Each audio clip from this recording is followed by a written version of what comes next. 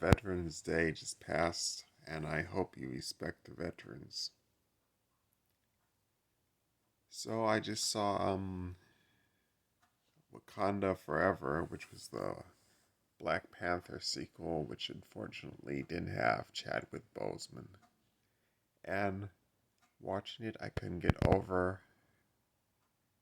how just simple-minded the political allegory and metaphors were in Black Panther 2, even more so than the first Black Panther. In Black Panther 2, there's a CIA agent who's an evil white lady played by Julia Louis-Dreyfus, and and she's a brunette, but she has a streak of thin blue hair on her head. So I guess we could call that obvious metaphor 101. The director, Ryan Coogler, wanted to mock the thin blue line movement, which is kind of bizarre to take offense to it, but okay, maybe it's no tragedy when cops die. And there's a few scenes in the movie where cops are basically killed or almost killed, and it's like never mentioned by anyone that a bunch of cops died. That's just bizarre. And it is the subplot that the Wakandas were getting blamed for it, not the sea people who became seamen and sea women because they consumed a plant thousands of years ago, or hundreds of years ago, on the Yucatan Peninsula. And it was mocking colonialism.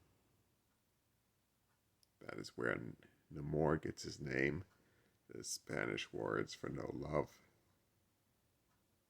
which was all somewhat clever. It was a clever take on the Atlantis story of the original Namor. So that's what Coogler was trying to do. He was making some more let's say metaphors for colonialism right there. And he tried to get the native Latinos to team up with the Africans and argue they should, I guess, rule the world, which I suppose they have the technology, but it raises so many questions.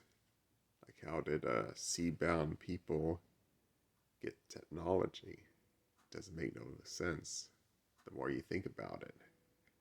And where were they in the first 10 years of the MCU? No one knows. They were just swimming around down there. They became isolationists, just like the Wakandas were isolationists in the original.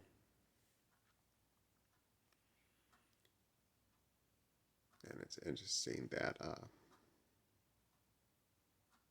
both in the original and the sequel, they don't address what the Wakandas were doing to fix, African poverty, which was nothing. They had all these resources, but they didn't bother sharing with their fellow Africans. So it doesn't make a whole lot of sense. The whole Wakanda civilization was almost ironically made by a white guy named Stan Lee in like the 1960s, 1970s. So it was an African civilization with all this advanced futuristic technology. And it stumbles on some intelligent points about the resources curse. The resources curse is based on the fact that small countries that have a lot of resources tend to quickly be taken over by superpowers, including European superpowers and later the US and the Soviet Union.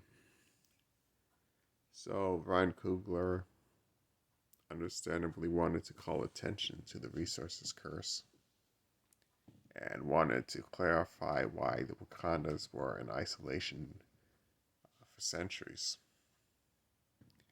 So I agree that that was a clever point to make. He did a good job with that.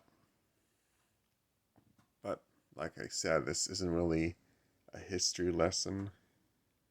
The oppression of the colonial powers happen, but maybe you shouldn't get your history from a Marvel movie or any movie. Maybe you should read more, whether you're liberal or conservative or black or white or whatever. You should probably just read about it and not get history lessons from movies, because the movies have Latino men with wings on their ankles for some reason.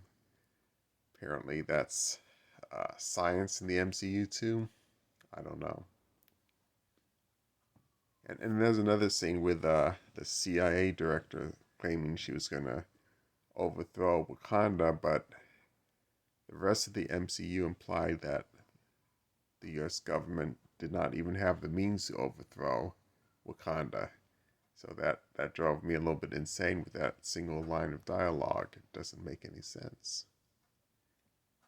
It's, how is she going to overthrow Wakanda?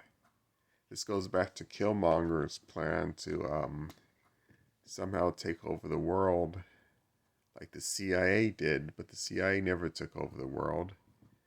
The CIA routinely brokered information which destabilized regimes that were considered leftist or anti-colonialist. But the CIA couldn't take over the world either. That's nonsense. So, if you enjoy the movies, great. Ryan Coogler enjoys your money. That's what it's about. And you know Ryan Coogler will totally call the police on you if you end up in his backyard. Ryan Coogler is rich. He calls the police when suspicious people are hanging out near his property. Not sure if that makes him a Karen or a Ryan Coogler.